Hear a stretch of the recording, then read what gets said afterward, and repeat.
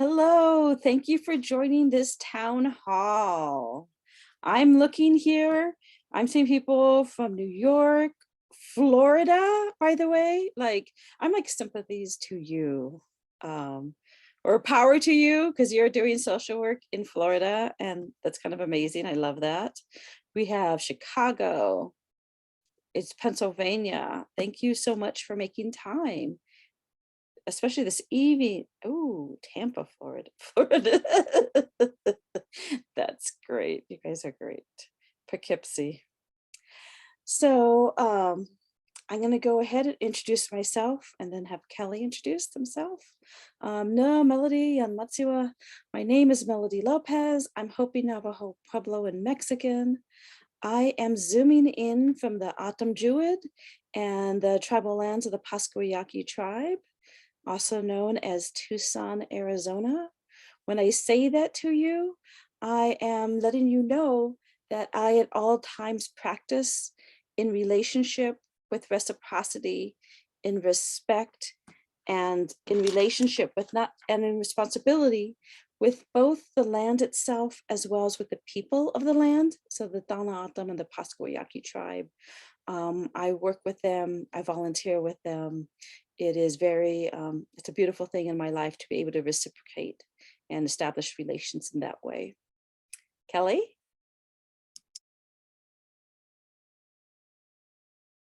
I always do that. Always unmute. So yeah, she Kelly Yinchia Twitch Inishno Jonah Aid Nay Bushes Chin. Deshini Dash Chekon Nay Dashanella. So hello everybody. My name is Kelly. I am of the Bitterwater clan, born for the Sun People clan. My maternal clan is the start of the Red Streak people, and my paternal clan is the Acoma Pueblo. I'm a member of the Navajo Nation. I am coming to you from Phoenix, Arizona. I also do land acknowledgement, but because Phoenix, Arizona sits on numerous tribes, I do land acknowledgement to all the tribes that we are on within the Maricopa County here in Phoenix, Arizona. So that includes Salt River, Fort McDowell, Gila River, Tahana Atem, Salt River, and then as well as the Guadalupe tribe. So those are the tribes that are nearest to where I reside and where I work. And those are the tribes I usually pay acknowledgement to. But thank you. Did you want to take us through the grounding, Kelly? Yes, give me a quick second. So the grounding, we were talking just pretty much, I'm just going to kind of just go off of some of the grounding rules. We want to respect space here. We want to be able, sorry. Wait, is that the grounding rule we were talking about, Melody? I'm so sorry. It's okay. How about I do that and then you do the force? Okay, perfect. Sorry. So, hey, it's been a day. It's actually middle of the day here in Arizona. It is. So Kelly and I have been running around, moving around work. Excuse us for our wildness.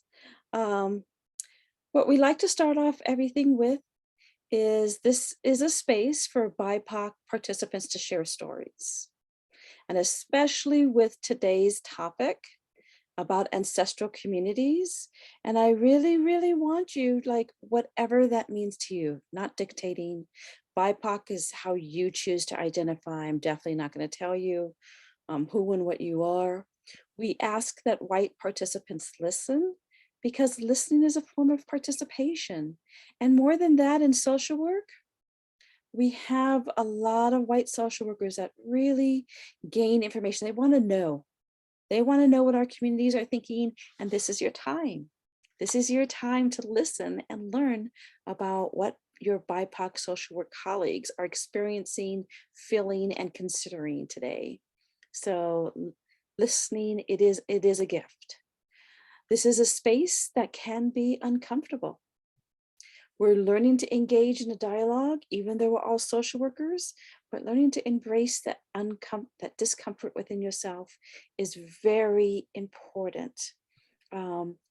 Nothing we say, we intend to bring harm to each other. We intend to really understand and discuss things that are uncomfortable. We encourage participants to keep your camera on. I love looking at your all faces. I know some of you are eating dinner. Respect. Some of you are on, hey, thank you. Some of you are on phones or whatever, but it's really hard to talk to black squares. It just is for me. I know it makes me go, a lot because I just tend to stare into the void of Zoom. It's very disconcerting for me. So we also want you to take care of yourself. So if you need your tea or your coffee or whatever drink you need, your water, take care of yourself. We can provide mental health resources in the chat should you need anything. This group is actually really good at resources because as a collective, we know so much. Someone here has something for you. So always feel free. This is a confidential space and we're being recorded. But still, this is something, don't share the name of your agency. Thank you, Karen, for letting me know. Your supervisors, your colleagues, your clients, just keep everything as confidential as you can. Things said can easily offend people. We want this to be a brave space. We just don't want to cause harm. And tensions will arise. It happens. Been here for about 2.5, 3 years. Tensions definitely arise sometimes, and we can react in all sorts of ways. Understand your trigger. And Kelly and I, we speak very plainly about things. So if there's a trigger, again, if you need to turn off your camera, you do that. It's okay. Self-care. So Kelly, we're going to take, Nell's going to put in the principles in chat. Kelly's going to take us in a different direction today. So thank you for that. And thank you all for joining us this evening. In my area, it'll be like this late afternoon. So I also wanted to talk about the principles that Melody and I live by, and we also model through everything that we do within our lifestyle. We call that the 4 R's. The first R being respect. We show, we model, and we also give respects to ourselves, to, anybody we interact with, as well as within our community. So we request that everybody model respect in this space as well. This includes the principles that Melody had just named off, and also the ground rules. I'm sorry, the principles Olivia's posting into the chat and the ground rules that Melody had just discussed. The next R is relationship. We want to be able to build relationship with each other positively, and also how we show relationship to one another. Being in the field of social work, relationship is very important. Coming from an Indigenous perspective, my background being I'm a part of the Navajo Nation, we call that ke, and relationship is very important. And so just being able to show respect and have positive relations with one another.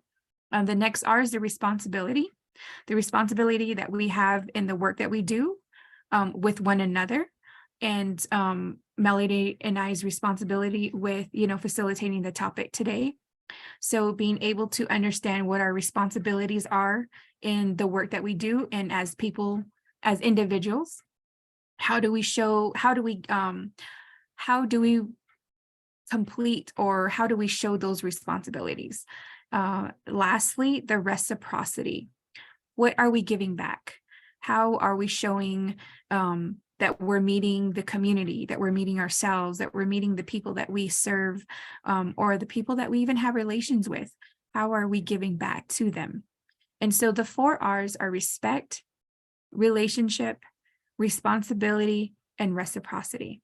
Now, those are very, very simple principles, but in a majority of Indigenous communities, those are the only principles that are structured within a majority of the tribes.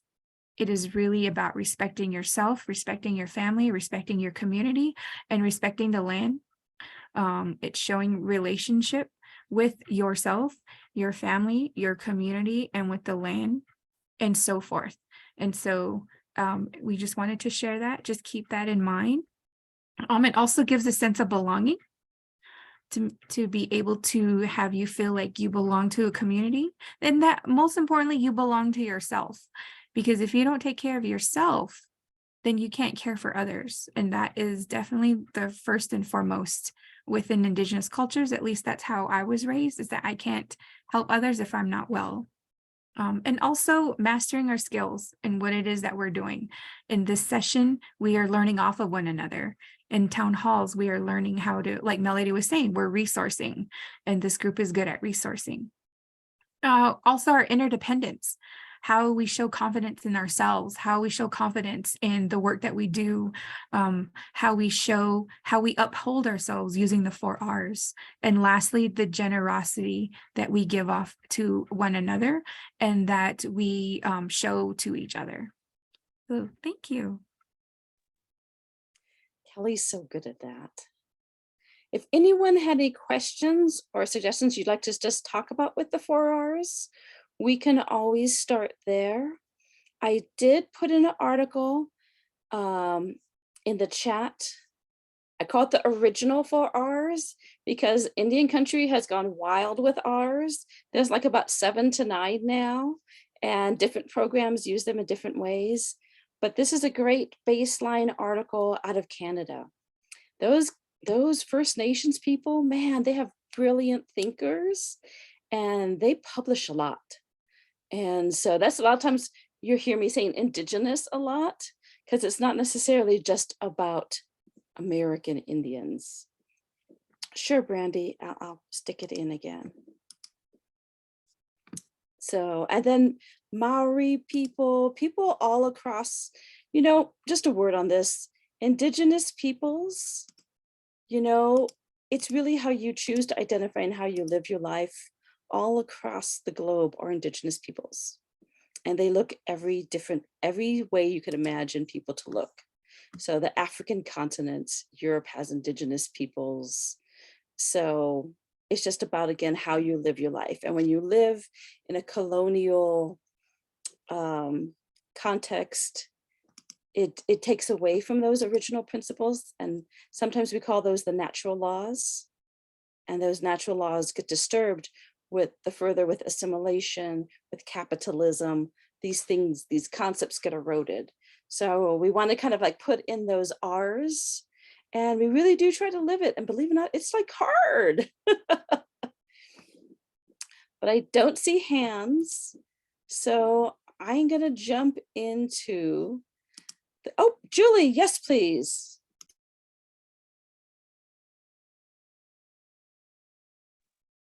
Go ahead and unmute.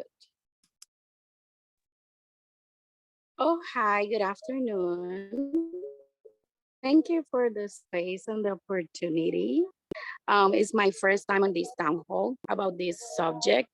I do reside in Florida, but I'm proud to say I'm blessed. I am originally Puerto Rican. I identify as Puerto Rican. I don't like to limit myself with labels or certain identification because I'm proud of all of them. I identify with a variety of them, like Latina, Puerto Rican, woman. I identify through my roots. Because I feel it's in our blood besides the generational trauma or the historical trauma that we know we have been. But I'm proud to have my African roots, and I feel that too, and also Taino. So I don't know if you're aware of it or if you know about it, because I don't hear that much, but I embrace that so much. And I encourage that with my daughters. But I don't know if this was a space for a specific tribe or native, however you want to call it. But I just want to say I'm proud of it, to be here. And I don't proud of our roots, and we embrace a lot. But yeah, I'm part of a little bit of everything, and I love it. And if you have resources about the Taino community, and I know I can look it up, but maybe because you're on that space, maybe you have more resources. I know there's a community in the island that they do stay very natural ways, how Tainos originally.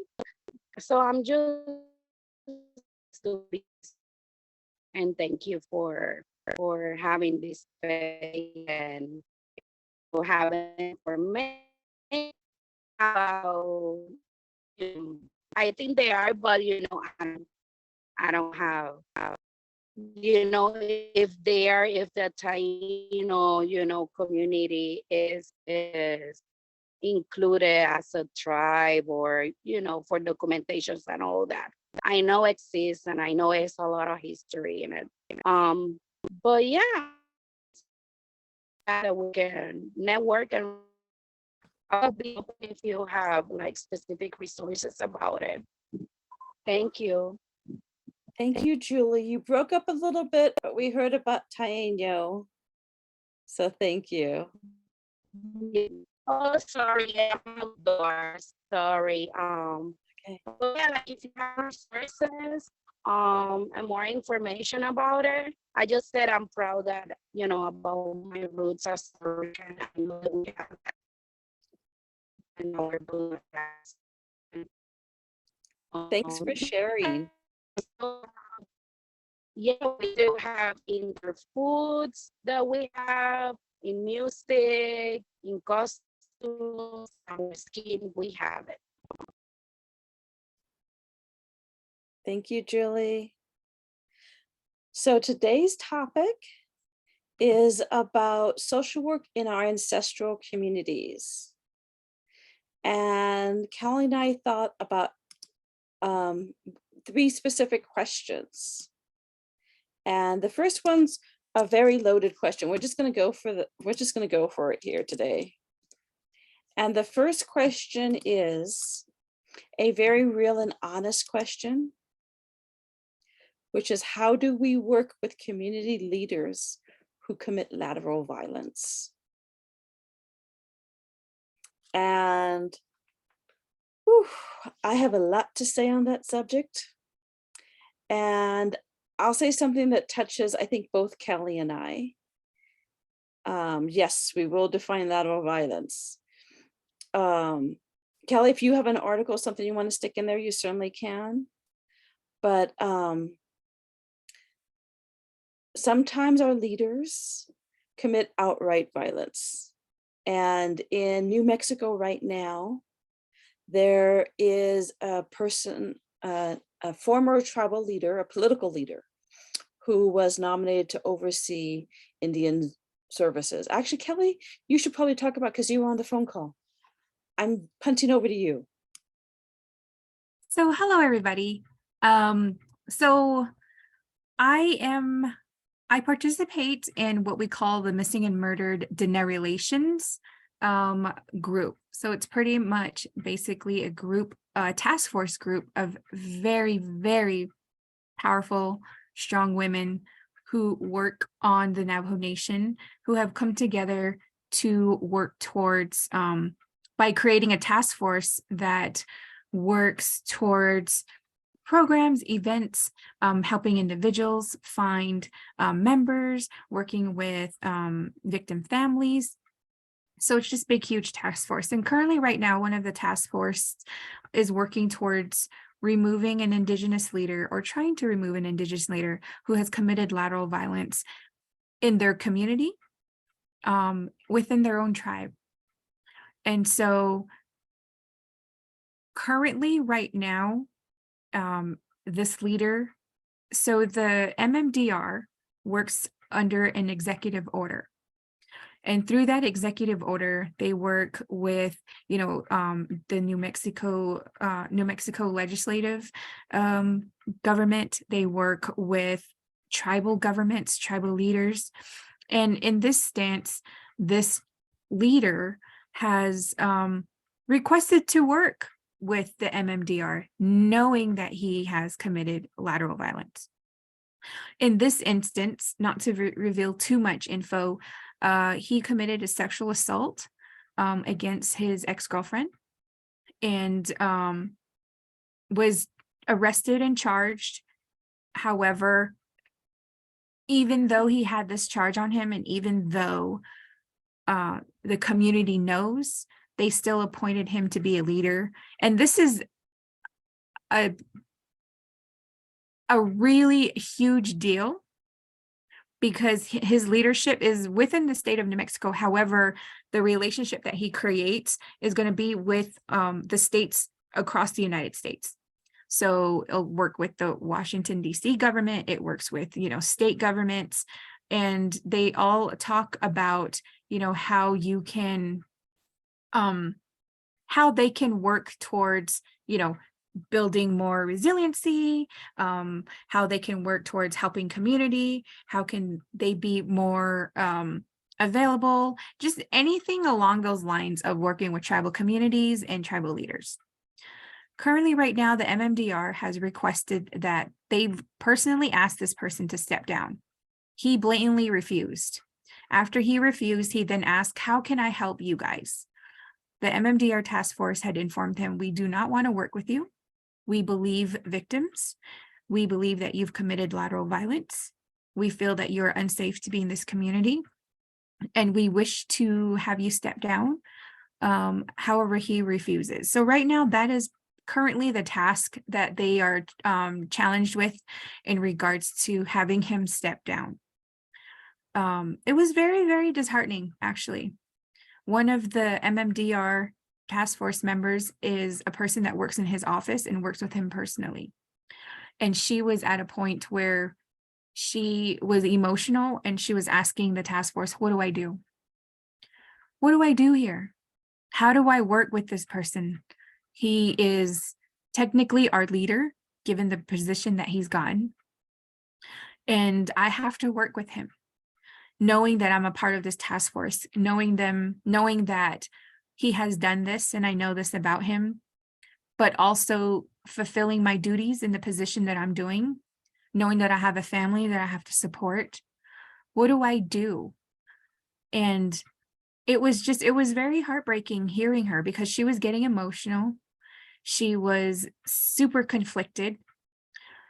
She's a member of, the Navajo Nation. However, she was like, "I don't understand how I can go to these meetings with this person and tell the tribal communities, like, we're here to help, knowing that this person did what he did, knowing that he doesn't have respect for members in his community." And so when we were talking lateral violence, my personal simple definition of lateral violence is somebody who commits violence, whether it's verbal, physical, emotional, spiritual, sexual, to their own race, to people in their own group, to people in their own community. And so this is where you'll hear people putting down one another, people saying things about each other, whether it's within their own community. And that goes around a lot. And you probably hear, for example, you buy a new vehicle, or you go on vacation, and somebody in your own community, whether it's your own family member or a member of your own community, will say something like, "Must be nice. Must be nice to be able to get away. It must be nice to get a new position. It must be nice to have a new vehicle. It must be nice to go on vacation." That type of lateral violence, something that hurts you as an individual. And so currently, that's kind of what a lot of communities, specifically the indigenous communities, face. Right now, there is the youth, the young leaders right now, who are advocating more about protecting their community, protecting their tradition and their culture. Our indigenous youth are stepping up to the plate, and they're now calling out these leaders and saying, "Hey, this is what you did. How are we going to hold these leaders accountable?" And these leaders are old school. They have that mindset that they've done nothing wrong, and they should not be removed, or they should not be held accountable. And so using the example of that individual in the MMDR, what does she do? What do we do when we work with leaders that we've known, or that we know has committed lateral violence? And it was really hard to give her that. It was really hard to give her. I mean, it's so easy for me to say, girl, I just quit. Or I wouldn't even go near him. I would do these things, but she's got duties, and she's got family, and she's got a responsibility. And so that was like the hardest question that anyone's ever asked us. And I kind of feel like that's kind of where we have that disconnect. We can give a whole resource on, this is where you should go, if you've been sexually assaulted, or if you've had, DV, or IPV, or intimate partner violence done against you. But what about when it's lateral violence with leaders? What kind of resource do we give our members? What kind of resource do we give people in our community, especially on what to do when it comes to this? So thank you for listening, but that is currently what's happening right now in Indian country, specifically in New Mexico. And this is an old story. As social workers, we're here to uplift the community, and then things like this happen. This happened in Seattle when I was there. I mean, this is just something that happens. And we know, because of the work we do, sometimes we know those people who are holding themselves out. Sometimes they're the most spiritual leader, or sometimes they're in an education program. Let's talk about how do we handle that? I would love to hear, or if anyone wants to share an experience they've had with this. We did put in chat that it's also lateral violence is the people who defend those who do the harm. Incest, domestic, whatever. They come at you as a social worker for what you do. So yeah, I told you we went hard. We really wanted to have that conversation.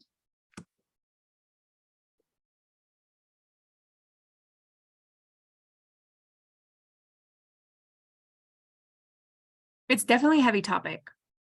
It's definitely heavy. And I feel like, and I've personally kind of stepped into this myself, just to kind of start off the conversation. And one of our tribal leaders has committed lateral violence to someone very, very close to me. And the celebrity worship that this person obtained from members of my own community, it was disgusting, to tell you the truth. And knowing the natural support system I have close to me, I was like, I will never work with this person. I will never work with this person. And through my personal choice, my personal morals and values, I have mentioned to, my boss in regards to where I work, that if she and the agency I work with ever created a partnership or collaboration with this leader, with this individual, I personally told her that I will straight up quit. Like, I will not work with this person. But that's my personal morals. That's my personal choice. And it's easy for me to say that in the position I'm at, only because I know that I will be okay. But for those that don't have that option, for those that don't have that openness, if you will, in regards to, the positions they hold, the responsibilities they hold, it's not easy to step away so fast, so quick. And so what type of support should we have for those individuals? What do we say in regards to making sure that they're being held in a safe space, and that they're believed as well? So Claudia put in chat, we will call them flying monkeys. Claudia, do you want to explain that? I'd love to hear this. It's a little from like the narcissistic perspective. So like, I get to understand it is like you have this narcissistic or toxic person, and they're doing all these things, and you try reaching out to friends, family, associates, but they person have already reached to them, or they have garnered such respect and such adoration that nobody's going to go against them to defend you. So they're referred to as the flying monkeys. Yeah. I love that. I love that you're approaching some humor with that, because you can only be angry for so long. Yes, yes. Uh-huh. Mm-hmm. That's great. So in your, I don't know if it's a group or an agency, do you talk about how to handle these situations or these individuals, or is it just something you have to take on yourself? Is that a question for me? Oops. Yeah, if you don't mind. Oh, I'm kind of dealing with it on a personal level.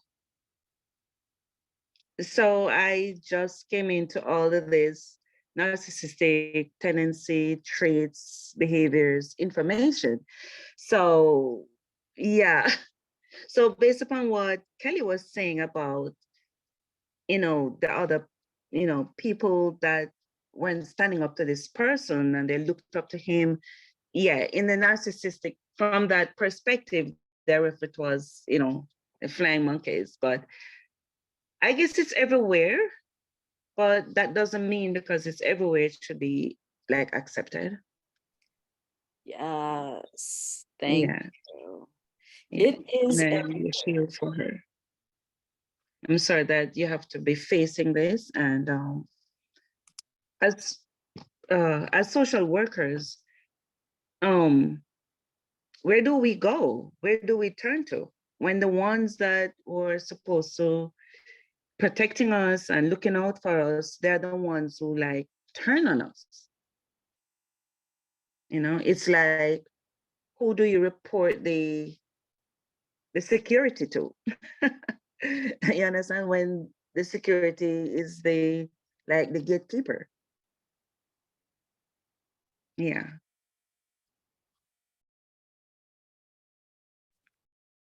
That is so real about where do you go to? Yes, Patricia.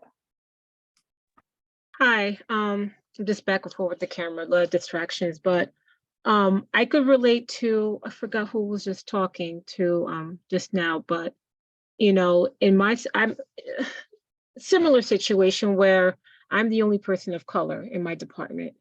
Been there for about 3 years now. I joke and I tell people I started when COVID, March 2020. That's when I started. That's my start date. The the culture in my department is no one talks to each other. I've never really had supervision. My supervisor, there's been so many like comments that you go, did that really come out of your mouth? And nothing's really been done about it. There's been comments that were just so culturally insensitive and just like, and I have another colleague who, when I explained, I said something to him about my background, and I remember telling somebody about his response and how that kind of bothered me. They're like, well, it kind of felt dismissive. I made the comment that, I'm a Haitian American. And the colleague said to me, oh, really? You seem more Jamaican to me. And okay, so yeah, I was just like, so what does that mean? So again, that was kind of like dismissed. Well, they didn't really mean it. And there's been some other comments too. And recently, I had a personal loss. And I figure as social workers, I'm not asking for a parade of people at my door, but there was no real kind of acknowledgement when I came back to work. It was like, okay, we have rounds and let's just go. And it was very hurtful. I mean, a couple of people came to me and spoke to me, but I don't know. I've always felt uncomfortable from day one at that job, but it's because I love what I do and I love engaging with the clients. And the fact that, again, I don't want to sound like a martyr, but I am the only person of color there. I feel like I'm here for a purpose and for a reason. And that pushes me, but it's feeling really like a chore almost. But as far as expressing and who to go to, there's been people but nothing changes. Nothing changes, and it's very discouraging. There's been times when I've wanted to say something about, but nothing really changes. They're kind of like dismissive. So for me, I'm almost like disconnected at that point with with some of the colleagues. And I think for me, what's keeping me there is trying to work on my clinical. I just, getting my hours and focusing on that, and then seeing where the next steps are. But it's hard because there's no one in that department I could really, and I've tried and I thought I was connected. And then when I had this personal loss, and it was like, wow, crickets, really. But yeah, I think when there's no one like you in that department, and not having a leader who leads in that cultural awareness, it's tough. And I don't know if I'm doing it the right way, but for me, I say hello, goodbye, but I don't really engage in that small talk anymore like I used to. Like, I don't. I'm very disconnected. Plus, I'm still grieving. My mother passed. Like it's not even a month. Still grieving. And it's like it's hard to just I still show up for my clients, show up for my intern, who's awesome, by the way. She's a person of color and she sees it. I think that's what helped me go. It's not just me. She sees what I'm seeing and she validates everything that I'm going through. So I don't really have an answer, but for me, I'm kind of like, I'm disconnected, and my drive is to get what I need, and hopefully there's an opportunity someplace else.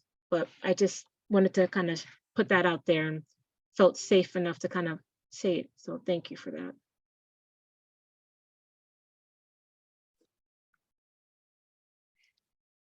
Thank you. And I am really, honestly, very sad about the loss of your mother.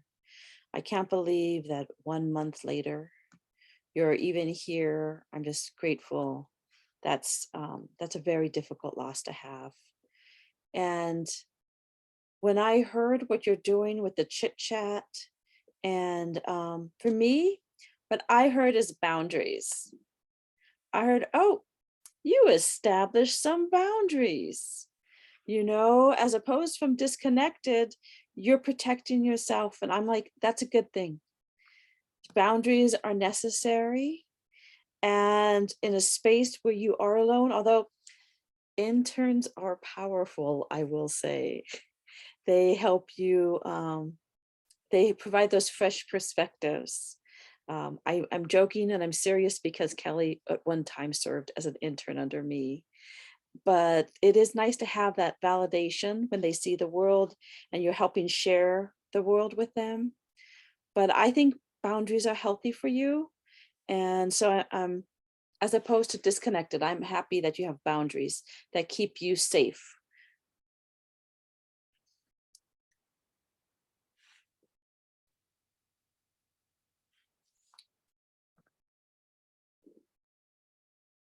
All right. So, go oh, ahead. sorry, Melody. So one of the comments was actually from Claudia, and she had mentioned that she thinks that, agencies, organizations, companies need more cultural competence in their workspace. I agree in regards to that. I think having some type of cultural humility embedded into trainings is definitely important. It gives a sense of, having to be able to understand what other cultures are. But when it comes to lateral violence, we do have the sexual harassment policy. We do have, safety environment policy. And so what do we do when leaders who have been with the company for years, who have continued to express or display these behaviors, but are like so tight with CEOs and so tight with owners and so tight that they get away with it? What do we do in that instance? And there's also like one of the conversations Melody and I had was, leaders that are so traditional in a sense, not culturally traditional, but traditional in how it was such, and what they could get away with in regards to roles. So people that are like, well, it's always been this way. We can't change because we're doing okay. But then, things are progressing, but they want to keep things the way they are. They want to keep things the way it's running because, it could be a sense of losing control, especially within their responsibilities. So they do everything they can to kind of shut down ideas of new progression. So leaders that have those qualities and those characteristics also make it difficult to hold them accountable. So what type of policies or what type of action do we do when that happens in the workspace?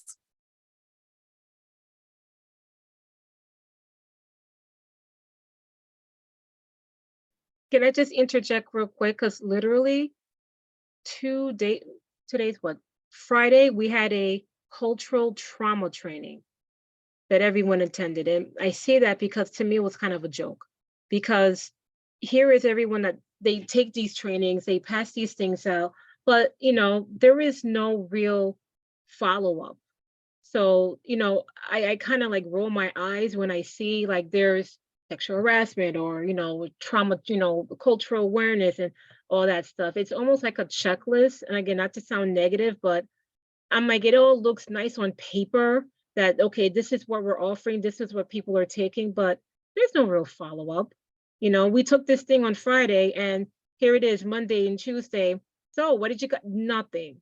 It's just kind of like, to me, disheartening.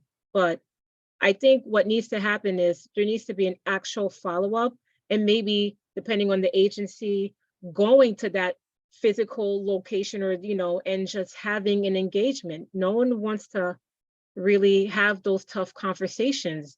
They want to just business as, status quo. And so, and then again, if I, being the only one, raise it up, it's like all eyes are on me. It's like, okay, it's just very uncomfortable. So I think, yes, trainings are great, but okay, what then? What do we do? What's the follow-up? It just looks nice to say that this is what you offered. Then what? So I think that's where the CEOs need to really be engaged in. You know what will change? I don't know. Mass exodus, people leaving, lawsuits, perhaps. I don't know. Sometimes that's what gets people's attention, unfortunately. But no, we'll see. I'm just going to say before I turn it over to Asana, follow-up as accountability is awesome. And structuring it in. And Bonnie also said a little earlier that the higher ups often don't go to these things. And that is real. That is so real. And that was juicy. Thank you. Go ahead, Asana. If I said that correctly, please correct me if I said it incorrectly. It's correct. Thank you so much for this space today. So many things have been said that are really like I'm marinating on. Definitely to start out with the lateral violence. So many different instances kind of like came to mind when we kind of clarified the definition. And one of them was like the institutional colonialism. Like there's so many spaces or instances where I think I can now kind of connect lateral violence to. I have not used that term before, but it definitely I can see instances where it applies.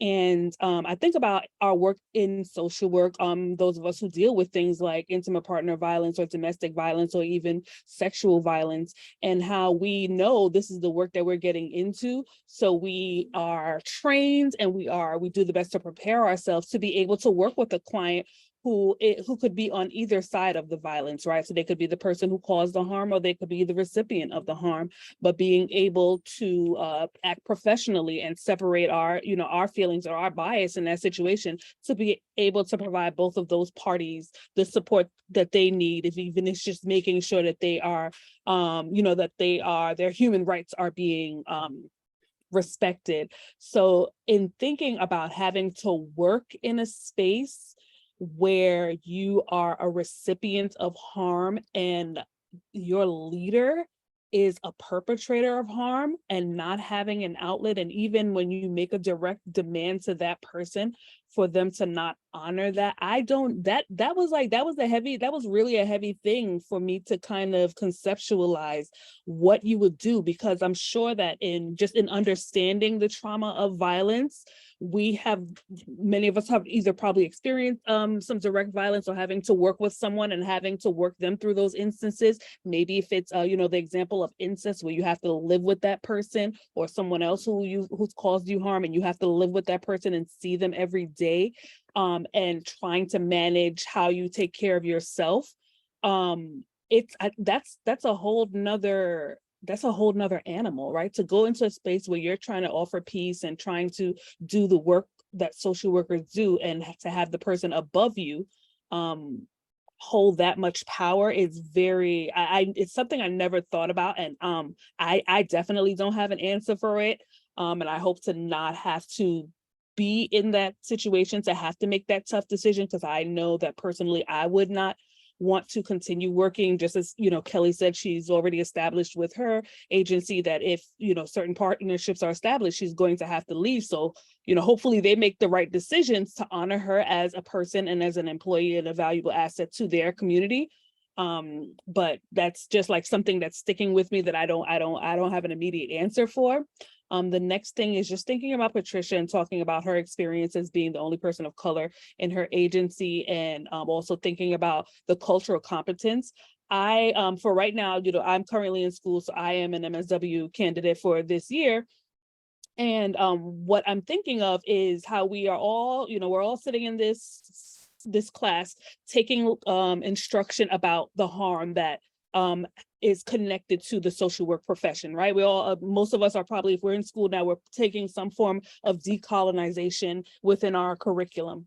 And it was so interesting to sit in a class with folks and get information that we didn't know about some of the harm that's associated with the social work profession, and still to have people do projects where they are like intentionally perpetrating harm. And for me to say to them, we sat in this class where they gave us this information and we are clear, and what you're doing is regurgitating what you said, but it's not really landing for you. So if they said this system is doing this using these steps, why did you change the name of the agency, but still like repeat those steps within your new agency, while still saying, I recognize that ABC causes harm, but I'm going to call my agency EFG and do the same thing. So that's just like thinking, when you're talking about the cultural competence and people taking trainings, people are taking these trainings. Folks have gone every year, they who are licensed have to go and take continuing education credits. And it's literally like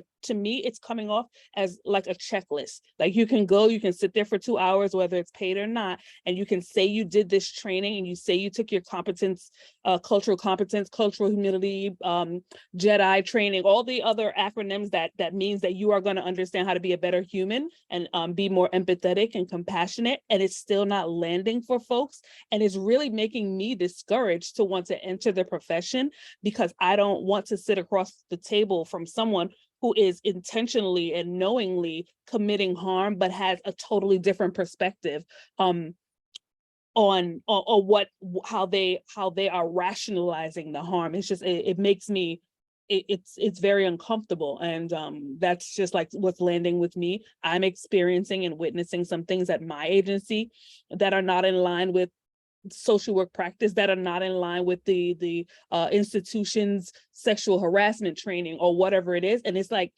it seems like I'm the only one who's understanding how this is not appropriate, how it's not making sense. And just like someone already said, you don't always want to be the one speaking up and advocating, and not that you shouldn't do it, you shouldn't remain silent, but it's very exhausting. So I couldn't imagine being with an agency 3 years, having to kind of, I know we call it setting boundaries, but really having to kind of disassociate yourself, from where you are, just to get your license, just to get your hours. You have to subject yourself to more harm just so you can get to the next thing and move on in your life and your career. It's very traumatizing and traumatic, and it's one of the unfortunate things about becoming a social worker and continuing in this profession, is that you have to kind of go in knowing that you are going to experience harm, and you could also be a perpetrator of harm.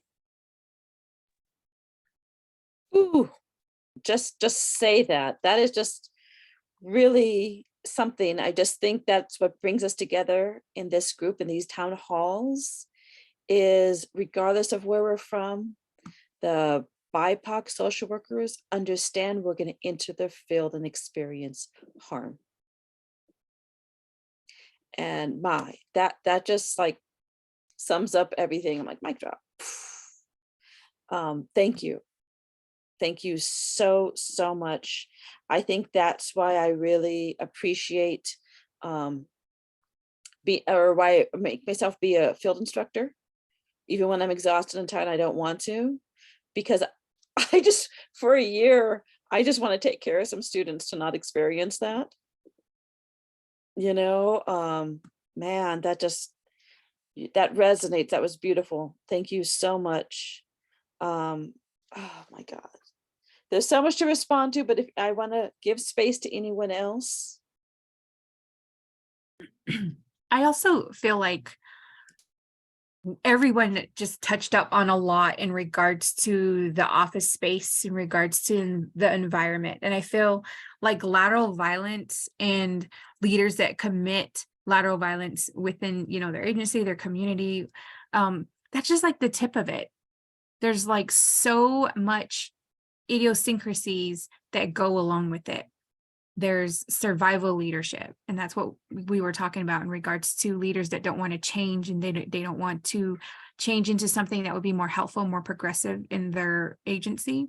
We have agencies that do celebrity worship with all-star cast employees who've been there forever. We've even got like personal traumas, personal journeys of individuals who are taking these leadership roles, but then not knowing that they're coming from that they need to come from a place of healing. We've also got lateral violence amongst coworkers themselves, especially those that form cliques and those that continue the lateral violence amongst each other. And so I think that's also another one is when one of the comments was like, leaders don't need to take these trainings. That is definitely true. And it kind of makes you wonder, like, what is your priority? What is the priority of this agency? Are they upholding the mission statement? Am I the only one that reads mission statements and like, how am I going to uphold the mission statement? I feel like I'm the only one. And one of the things that I've always like asked my employers is like, so how are we upholding the mission statement when for an agency that I used to work at, it was always about the people that we serve, the people that we provide support to. And for me, it was like, I was always getting in trouble because I didn't satisfy a client. I didn't satisfy a patient. I didn't satisfy whoever came through those doors. And during one of the hearings that I had, well, I don't want to say hearing, the meetings that I had with a supervisor and the HR person was like, Kelly, how can you be better? Kelly, how can you work on yourself to be better, to be able to, provide the support? And for me, I'm like, how can you guys be better in upholding your mission statement for staff? When are we going to be included in the mission statement and how we get treated and how we're being serviced and how we're being supported? And so I think that's why I didn't get fired from this place, is because I was always throwing this back at them. But I think that's where advocacy needs to come in. We become so conditioned to sometimes being intimidated to not speak out. And I feel like once we kind of get over that and know that, you know, we do have rights in the agencies that we work in. And one, I had to learn the hard way. HR is not my friend at all. I was cool with the lady that was HR. We only had one person in HR, and like she was like my bro. But when it came to upholding the policies, she was not my friend. And I was like, where's the camaraderie, buddy? But that's one thing too, is like knowing that HR is not your friend. And I think another person had talked about the Justice Center. Do we just start filing lawsuits? Is that the only way we'll get heard? Is that the only way we'll get supported? And, you know, I think right now in this age, it's to be BIPOC, to be a person of color, to be a minority is super dangerous nowadays. Like, we are not safe. I know it's always been that way, but I think now, because a former president made it okay to be racist, I think that just kind of brought out a lot of people in their beliefs, in their prejudices, in their discrimination. And so that leader, how do we hold him accountable for what he's done? How do we hold, I mean, it kind of trickles down, you know, actions reflect leadership. So are these learned behaviors? Are these just behaviors that they got away with and they know they can get away with it, so they continue it? These are just like so many, there's just like so much overlap in regards to this. It never gives people that time to heal. And, you know, the chat was talking about discouragement. It was talking about, well, I said discouragement, but we were talking about, it's sad, it's exhausting, it's discouraging. And so, and then we say self-care, self-care, self-care. And it's like, how am I going to self-care when I keep going back to the toxic environment? Like, how do we do that? I think we just all need nap pods, and people just need to take a nap, especially those that are having temper tantrums. But again, that's just me going on a tangent. So just kind of circling back, leaders. And what is a good leader? What is a good leader nowadays? We all have our own perspective of what a good leader is to us. But what is a good leader to a team who mimics some of these behaviors that leaders display?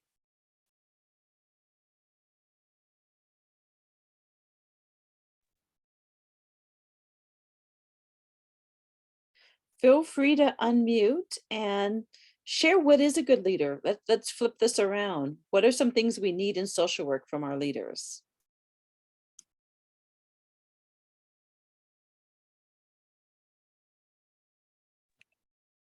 Hi, this is Brandy. I would say something that's important to me and that I try to, model as a leader is just somebody who is able to be honest, and I'm gonna just be frank, excuse my language, but somebody who can, admit when they fuck up and can say, I'm only human and I've made some mistakes, and not try to hide behind the mask of, oh, I'm a leader. What I say goes, I'm right. And, I'm sure all of us have encountered people who knew 100% that they was in the wrong, but just didn't want to, you know what I'm saying? Just didn't want to, they just don't want to have to deal with that I'm wrong. So they will fight to, just fight to no end to just try to uphold this image that they are bigger than or better than, knowing that just knowing that they in the wrong. For me, that's the exact opposite of a leader. Be honest. Even when it comes to parenting my kids, you know what I'm saying? You know, I will admit when I'm wrong. Parenting comes with no handbook. Being a leader comes with, just be a real person. I think that for me is what I want to see in a leader. Show me that you are human just like me, because I know you are. And the fact that you pretending like you're not shows even more why you don't deserve to be a leader. Because if anything, how can you lead me and you can't even admit your, humanity? It's just, I will say starting there for me.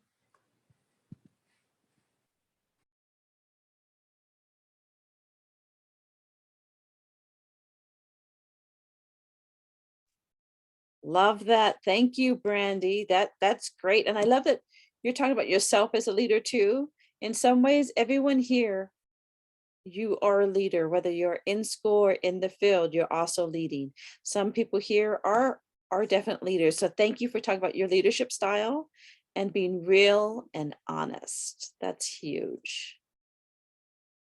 Anyone else? Ooh, there's a lot in the chat.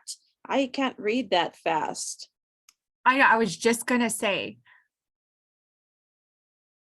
I like Lindsay's comment. Lindsay says, is the goal to help leaders see the pain they cause and then motivate them to change? Or is that not an option? If that is not a goal, how can we continue to be a part of the community that is built on violence? What is the goal?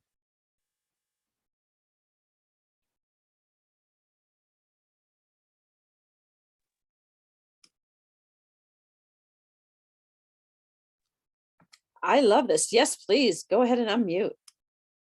To speak to that, I'm thinking about an instance, at least two instances at my agency where we were having a seminar, and I brought up some one seminar. One of my colleagues was sharing a story or kind of reflecting on a incident that took place within her department, where she said, I don't know why people are so fearful of ACS, because ACS is a resource.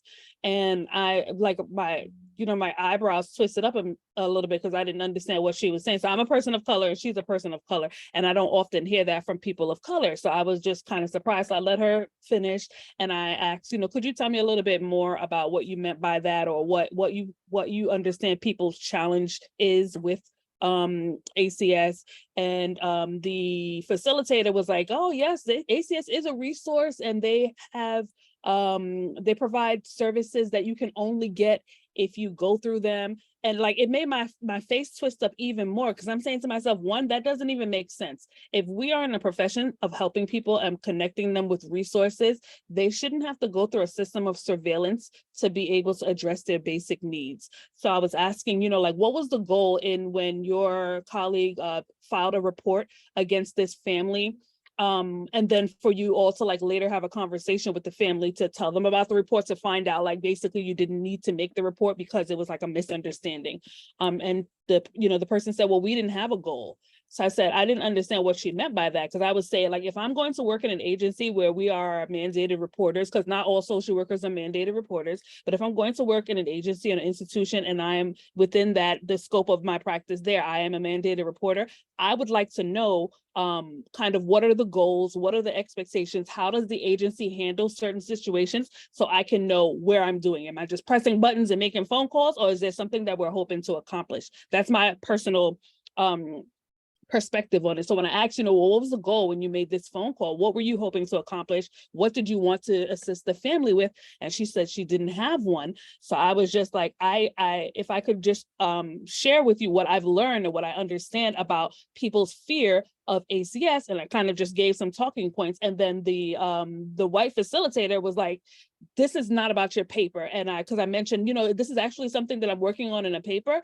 So here's some things that I've learned and in doing my research and in taking my courses. And the woman just shut me down and was like, this is not about your paper. She's doing what she's supposed to do, and people need to be more comfortable with pretty much being under surveillance. And I was just like, I couldn't believe that she was saying that, and not only was she saying that, but that she would shut me down in that way. She didn't really know how to bring the conversation. And so if I would say, like, if she felt like I was taking us away from what we were discussing and it was like distracting or anything like that, I think that there was another way that she could have brought us back to the conversation without minimizing me or demeaning me or speaking to me in such a condescending tone. Because what happens was everyone else was in the room turned to look at me when they saw me with my mouth open after she kind of like started like flashing her hand at me, because a lot of them didn't know the information that I was sharing, and they were interested in learning about it. And the way that she just shut me down was very like, it said a lot about her, because one, she was in a room of other Black and brown people, and a black person was speaking, and she just shut me down. So it looked really bad on her, but I was really offended and I felt very disrespected. And then another week, something else similar happened where we're talking about, you know, how folks, when they don't know they're doing harm, or if you bring something to their attention. And it was another instance where she mentioned something that she had been doing, and another colleague of her, again, also happened to be a white woman, how they were doing something in their hiring process. And they said, you know, I don't know why all the young people are doing this on their resume or whatever. And I said, well, if I could share what I've learned as a person of color, and I've gone to a lot of seminars and all these workshops about how to be professional, presence and everything like that. And one of the things that they recommended, so that we can kind of address some of the bias that we experience, is to not include this thing on their resume. And then she was just like, well, I want it on there. And she had already explained that she uses it in the way that they were telling us that people use it to kind of discriminate. So I mentioned specifically that the reason why folks aren't including that, one, is a security risk. If you're putting your resume on a public platform, people who aren't recruiters aren't actually looking for employees, they're just looking for scams. You're exposing your personal information on there. So, you know, folks are kind of being more mindful of protecting their privacy and their information. Secondly, just as you described, the reason why folks aren't including this specific information is because they don't want to be discriminated against. And you just stated how you use that information to discriminate against people. And what happens is, a lot of people get excluded, like us, from those opportunities because of that practice that you're doing. And the woman was just like, well, this is how I'm going to do it. And I'm just like, what kind of place is this that I'm in? Like, I felt like I was in the Twilight Zone. Like, it doesn't have to work for you, but are you just like not hearing yourself, or you're not hearing me, or did you not understand what you said and why I explained why that was harmful, that you would then say, well, I'm going to do it anyway in a room full of people who are going to be harmed by what you're doing? It's, again, this goes back to like why it's so discouraging to want to get into this profession. And I remember bringing it to my supervisor, and kind of like what she was saying is like, which is what a lot of people say, you have to understand that there's like an intergenerational disconnect about what you're learning now, and, you know, the time that they became social workers and what they've learned. And I said, honestly, that's not an excuse.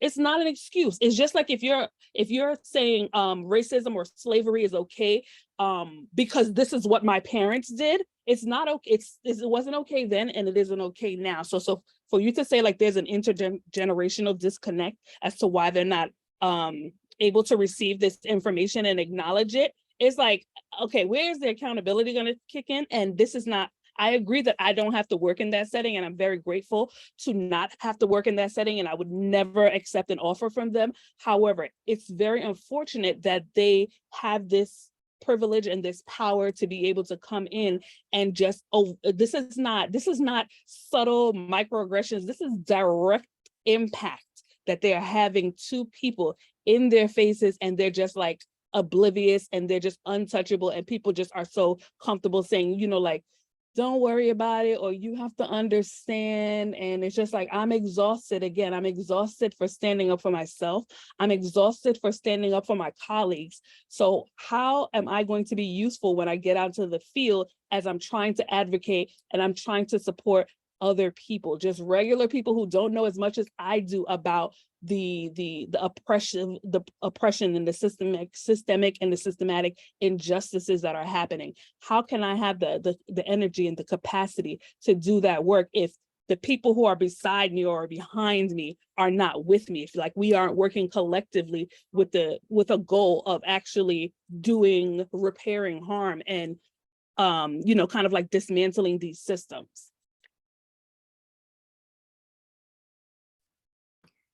Well, what I would tell my MSW interns is take note for the leader you don't want to be. This field is hard. We have burdens of, I know social work is a new profession, but we have hundreds of years of harm that are piled on us just in entering this field. When it comes to working with our ancestral communities, and it's even more apparent when we're trying to make change in our communities. So the question really becomes, when you have that opportunity to be the leader, whether it be the leader of your clients, whether it be the leader of a group, whether it be your volunteer time, anything to deal with in your church, whatever, when you're a leader, how do you not perpetrate? I mean, literally, I'm like, take notes on everything you don't want to be. And that age thing is absolute hot garbage. I'm of that same generation. I'm not in my 80s, but I am looking at my 60s, and no, not acceptable. And the older BIPOC social workers, not acceptable. We knew this then. We were complaining 40 years ago when we were in school. We found it unacceptable then, still unacceptable, same people. It's just the power they hold. So whenever you have that moment where you can create that, be that change, because you know what the worst thing is? That internalized colonization, it's easy for us to take that on and to relate to people like that. And if we're in that position, if we're ever given that power, it's so easy to slip in, because that's what's going to be reinforced from others. What's going to be difficult is to not replicate that when you have any sort of power or leadership role.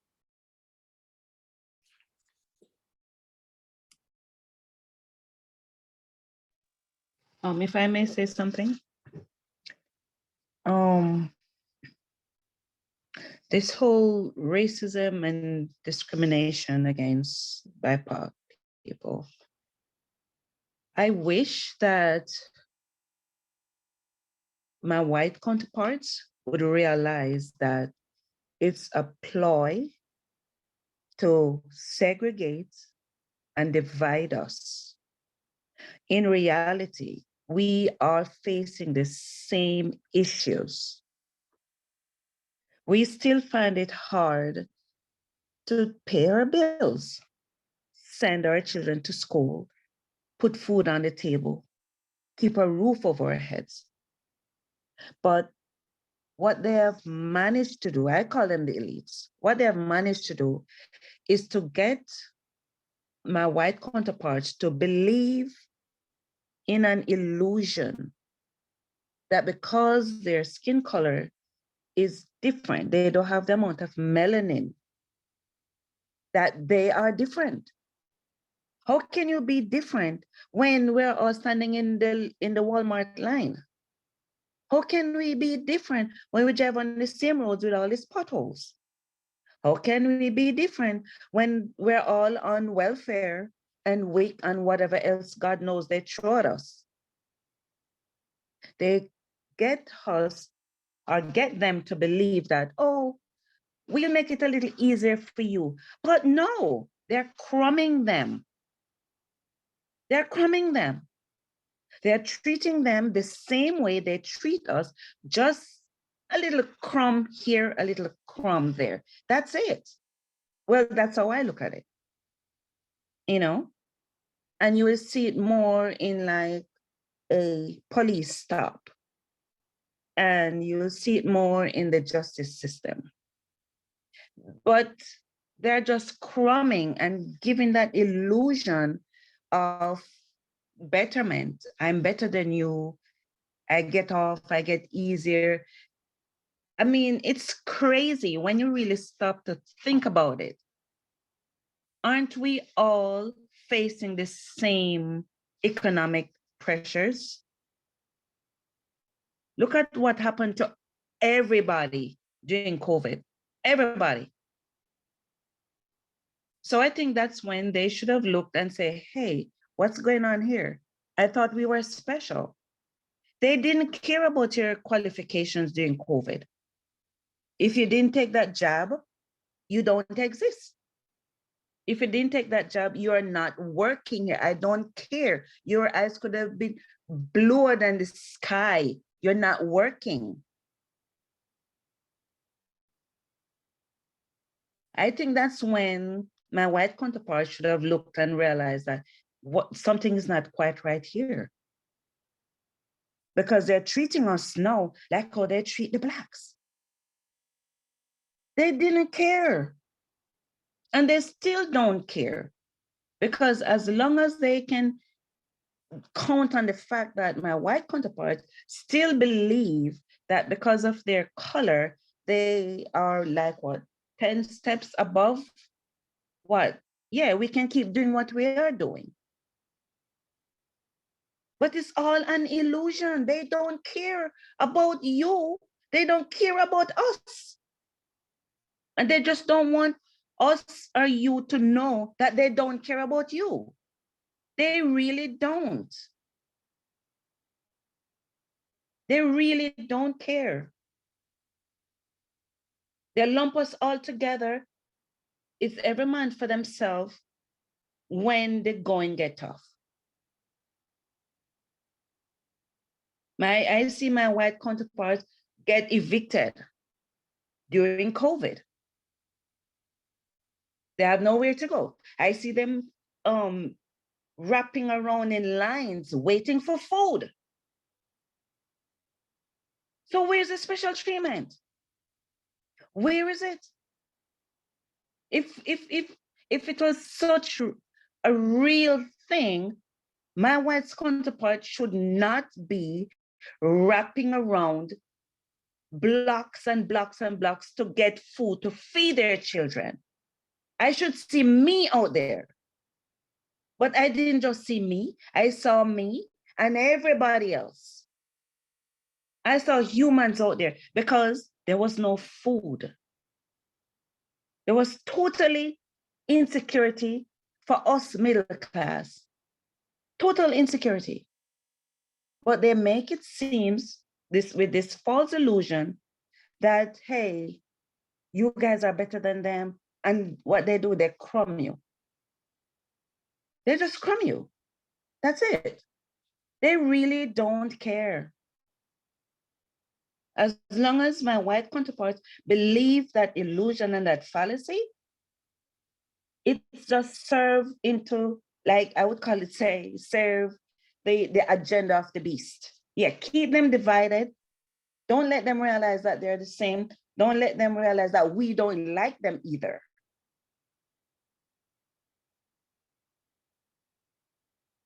Yeah, and that's my little rant. Your rant is appreciated here, Claudia. I see Rosita has their hand raised.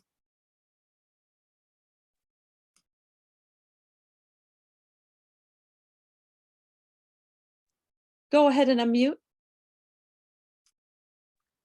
I wanted to say this is a very important conversation and we need more town halls in terms of this. This has been going on, unfortunately, for years. I'm a graduate of Hunter from class 2020, 2020, 2000, 2002. That's what I'm trying to figure out how long it was. Right straight out of college, and being a token or being the top 8 back then was trying to meet their quota. Number one. Number two, being in a senior leadership position, I totally understand where everybody's coming from because I've been fighting this battle for years. We are the voice for our clients and our people, and we know the best. No one should be imposing for us what is best for our services, for what we need and everything else. So this is great that we're having this because we need to be more collective and showing that voice and being strong and rallying for that change. If we can't do it now, then when are we going to do it for our future generations? It's been going on for years, and we need to stand our ground in terms of everything, in terms of everything of social services, and especially with the C-suite dictating all these nonprofit organizations that will never change and have people 20, 30 years, and to the point that they die or at the desk. Why should we be working under those levels and institutionalizing racism and oppression? It's not going to go well for our future generations. So having these type of town halls, having the voice, and coming collectively as a group and supporting each other for a bigger change is the only way that we can fight the white supremacies in nonprofit. The cookie cutter of, oh, we're going to help people like you and I is out the door. It's the real deal that anybody and everybody could be part of the systematic aspect when we all fall short. So yes, this is not inclusive, or no, this is not exclusive. They've been exclusive for many years, and it really pisses me off to see this to an executive level, and I'm not going to name where I work, but yeah, it is. It really is, and we need to come together and stop it, because if not, our future generations are risk to continuing this systematic oppression. So thank you. It really is mind-boggling that after all these years, we still are going through this, and it seems like there's no change, and we need to be the voice of change in order to abolish this racism to the degree that the C-suite continues to impose what they think is right, but it's not. Look at all the organizations that we work for.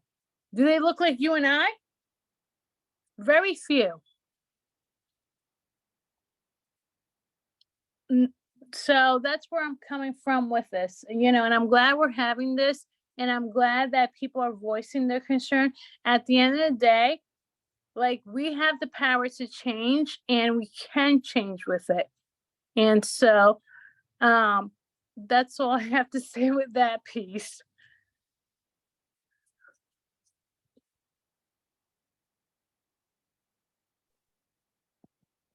Thank you. Thank you so much. We're coming to the last 5 minutes or so. I wanted to give space to anyone else who might want to respond or have any last words. I have a question. I don't know if it's appropriate to ask a question at this time. Well, I don't know. Is it appropriate to ask a question? I don't know. Why wouldn't it be appropriate? I don't know. I just wasn't sure if it's too late to just bring something up.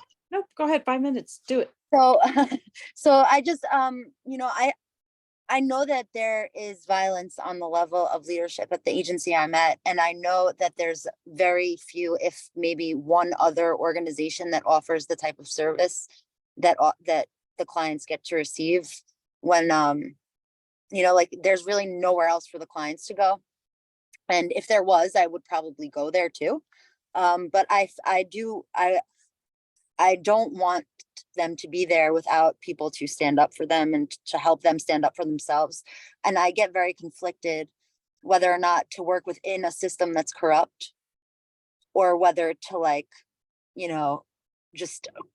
just leave and try to find a community that is somewhat more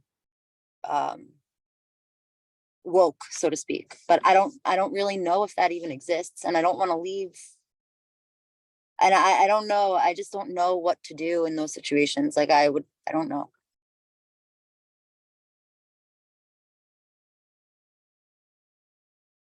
That is a great question, Lindsay. I was thinking about that. I know we have 2 seconds, but I remember asking a question to a group of other social workers who are working in different settings, asking them, everyone is always talking about how services are available and they connect people with resources. And I asked them, how many of you would actually utilize the services that you're offering? Would you consider those high quality services that you would want for yourself and your family member? Why or why not? And then what are you doing about it? What type of advocacy, what are you doing in your profession with your power to change that? Because I know a lot of people, they're social workers, they're doing work and they're thinking, because I'm here just doing this thing, that's enough, when they wouldn't want that type of service for themselves. They know that it wouldn't be sustainable for themselves, but they've become so complacent in just being there and just existing. So I definitely feel where Lindsay is coming from, because I feel I don't want to get caught in a place like that. But also recognizing that the reason why I came into social work was to be there for people who are stuck in a situation that they can't get out of, or for people who just need someone to listen to them. Everyone isn't stuck. Everyone doesn't need me to save them. But I know that there's someone out there who's in some system that everyone is complacent, and they need me to come in and stand up and say, this isn't right and we need to change it, and let's change it together. Just real quick, kind of like what Lizzie was saying, you know, me feeling conflicted of where I am, you know, like I said, you know, I've had opportunities where I could have left, but then it didn't work out. And I kind of look at that as a sign. And, you know, because, you know, like I guess what Lizzie was saying, like, okay, I come with a different perspective. Obviously, I'm a person of color, but I come with other backgrounds and experience that some of my colleagues have not. You know, I came into the field later. I worked as a case manager, so I was, you know, in the trenches, for example, whereas a lot of them, you know, didn't really have that experience. And no, that's okay. But, you know, I say to myself, if not me, then who? You know, and I don't know if it's like being a martyr. And, you know, I've had my close friends who was like, why are you still there? Why are you still there? Why don't you just go? I don't want to make an emotional decision, but I also feel like if I'm not there, what's going to be that other buffer for someone who may need someone like me? And again, it doesn't have to necessarily be another client who's a person of color. I've had many different clients, you know. It's interesting. When I first got there, you know, I kept getting only people of color, which whatever.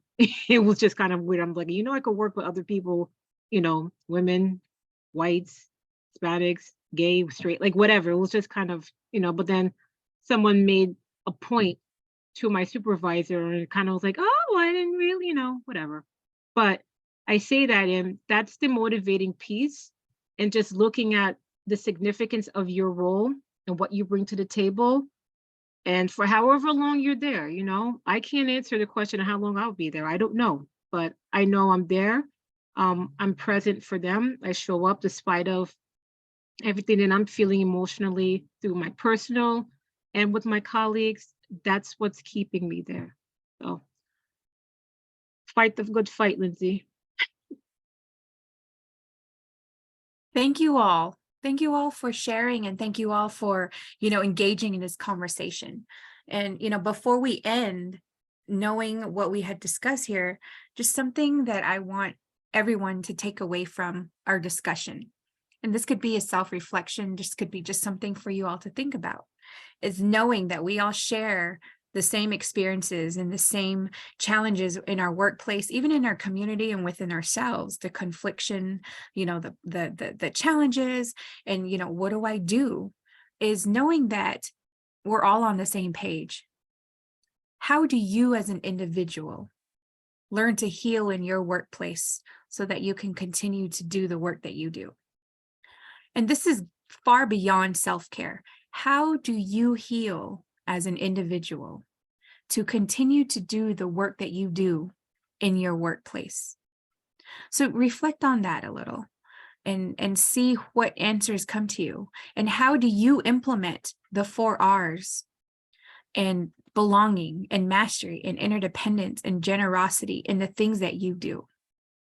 When do you put aside those emotions that are triggering, and you become one with yourself so that you be able to heal to help the community, even though you're in a toxic environment? So just one thing to reflect on: how do you yourself heal so that you can continue to do the work that you do in the place that you work at?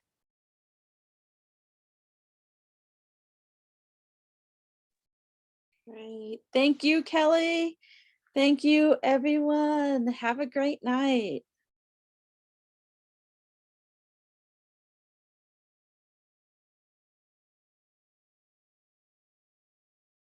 Thank you. Good night.